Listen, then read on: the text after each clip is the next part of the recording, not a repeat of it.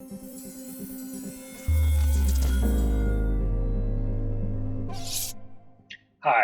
my name is Zach Link. I'm a security engineer with ShardSecure. And today I want to talk to you about Microshard Technology and do a quick little demo for you.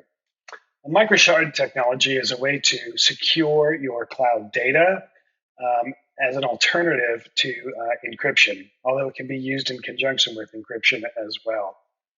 The basic premise of Microshard technology is it uses 3 steps to totally reduce the data sensitivity and distribute it and ensure that it stays both private and secure. So the first step is to shred the data, and this reduces the data sensitivity. So in this example, we have a 400 byte file, which gets compressed down to a 320 byte file, and then it gets shredded into 4-byte microshards. You can really think of this as a cross-cut paper shredder for physical documents. But with 4-byte microshards, there's no sensitive data in any one of those microshard objects themselves. So the first step is to shred that data. The second step is to mix up the data to eliminate any data value. So in the previous example, if that file happened to be holding, say, credit card numbers, which are 16 digits, that would fill into buckets 1, 2, 3, and 4, since we're using 4-byte microshards. So you'll notice that once that data is mixed up, they go into Microshard Containers. And so box number 2, which had the second set of digits in that credit card number, are going to be stored in this Microshard container, whereas boxes 1, 3, and 4 are going to be stored in each one of their own respective Microshard containers.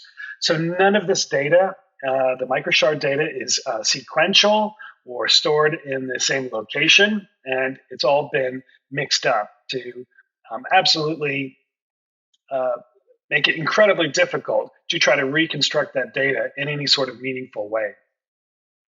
You'll also notice that there is a red box in here, and that's actually poison data. So we have the ability to inject a small amount of poison data into there, which makes it even harder to reassemble that data for an attacker. The Microshard containers themselves are stored as files or objects, and they don't retain any of the information about what type of data this is. So there's no file headers to tell you what kind of file it is. There's no file names or extensions, or even location data, meaning one Microshard container does not relate back or have any location information about where all the other Microshard containers are.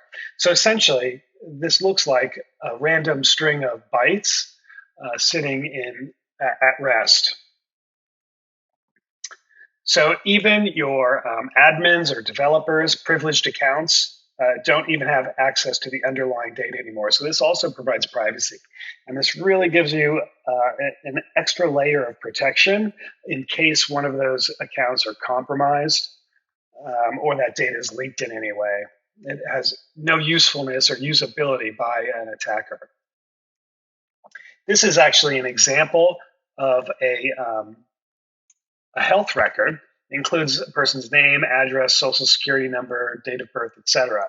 And we split it into 4 different buckets here. Now they're labeled as clouds, but that's irrelevant. You could have this done in a single cloud. You could have it deployed in a multi-cloud or hybrid cloud scenario.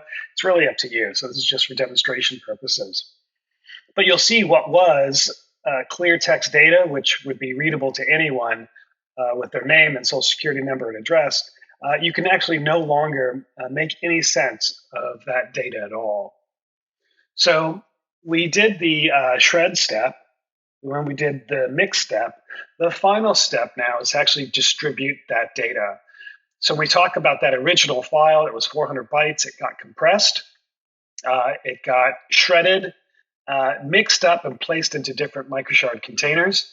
And those containers get streamed out to whatever locations where you will eventually store that data.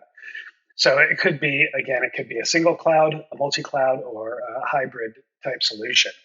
So if we go back to that first credit card number, one 4-digit segment of that credit card number is in this Microshard container sitting in this cloud.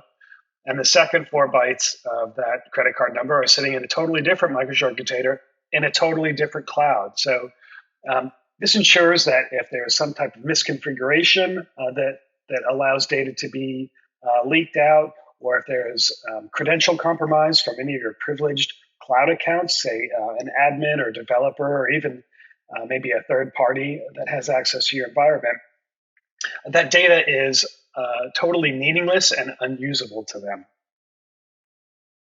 So now that you understand what Microshard technology is, let's move on to the demo. So to demonstrate microsharding in action, I'm going to show you our Microsoft M365 integration. Now, in most use cases, you would actually have an application server or a database server that would be connecting to the ShardSecure cluster over iSCSI or APIs. And this is sort of the one use case where a user can actually save files to the cluster. This actually integrates with Microsoft M365 to allow users to have basically the same capabilities as OneDrive, but the data is more secure and private and can be located wherever you want. So basically, instead of uploading your files to Microsoft or into Azure, you can actually store them in any cloud location, hybrid or multi-cloud if you want, and still have all the capabilities of Office. So in this case, if we go and edit an Office document, you'll notice that you still get Word Online. This is the exact, there's no difference. This is the Microsoft application that is working on your data, and it supports AD integration and collaboration, all the features that you would normally get with Office Online. But in this case, what I want to show you is to upload a file. So I'm going to start out and show you this file here, the file we're going to upload, which basically has a bunch of fake PII data in it. So let's go ahead and open that up and take a look at it. So what you'll see here is a whole bunch of fake credit card numbers, social security numbers, names, etc. in this file. I'm going to go ahead and upload it here. And this is the file. So we will upload it to the ShardSecure cluster. And if I go over here, we'll see that that file is actually now uploaded. If we look on the back end, I have this set up to microshard this data out to these 4 containers. So if we go in here, you won't see the original file. We can look at the timestamps and figure out which one it was, which is, here's the one I just uploaded. And if we look at this file, we will also notice that the server-side encryption is turned on. Now, if there was some sort of breach, either maybe a storage location was misconfigured, or an attacker was able to get credentials from one of your privileged accounts, like a developer or a cloud admin, then they would be able to, download these files. But if you look at microsharded data, we'll see. Let's take a look and see what that looks like. So in this case, this is the exact same contents as the original CSV file, but since I was using 4 containers, first of all, it's only 1/4 of the data. So for every one of these credit card numbers, each one of those, there'd only be 4 digits somewhere in here.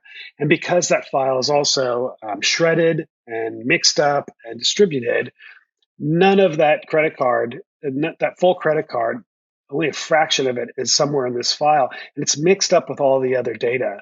So even if the attacker had compromised all 4 storage locations, there's still, you can see how hard, nearly impossible, for them to try to put that back together and have it in any sort of usable way. So this data has really lost all its sensitivity. And would not be considered sensitive for like audits or compliance because it's incomplete and unreadable. And it would be nearly impossible for an attacker to somehow put this back together and actually get anything intelligible out of this file. Now, what I've also done is I took that exact same file and I uploaded it just manually into this one container. So we can see that if you were not microsharding data, this is what an administrator would see. Even though this file is encrypted, the bucket is marked as private. All an attacker has to do is steal a cookie from an admin's browser, and any cloud platform will automatically decrypt that file. So if I look at this, we can see that the server-side encryption is turned on. But if I download it, because I have privileged account access, that file is automatically decrypted for me. So there is the attacker wouldn't even have to know that this file was encrypted. There's no extra steps they have to do to decrypt it. It's actually totally transparent to the attacker that this file was encrypted anyway. So you can see there's a problem with the implementation of server-side encryption in the cloud. It's not a problem with the algorithms. It's really a problem with the implementation. Is that literally your encryption key has been turned into your identity, and your identity is stored in clear text on your administrator's machine, either in the browser as a cookie or in a clear text file on the machine itself, as an access token or something like that. So now what used to be encryption key, which used to be incredibly private and sensitive, is now a browser cookie. So you can see how that's led to a lot more breaches. So, the difference between using microsharding and not, essentially, is that if there is a breach, whether it be through some type of misconfiguration of your cloud security, or an attacker actually compromising, credentials or access tokens to get access to it, in one situation without microsharding, all that data is exposed and it leads to a mega breach. If you're actually using microsharding, then this just becomes another daily security incident that would require no reporting or anything like that, because no sensitive data was lost. So it's the difference between a headline grabbing event and just another day at the office. Thank you.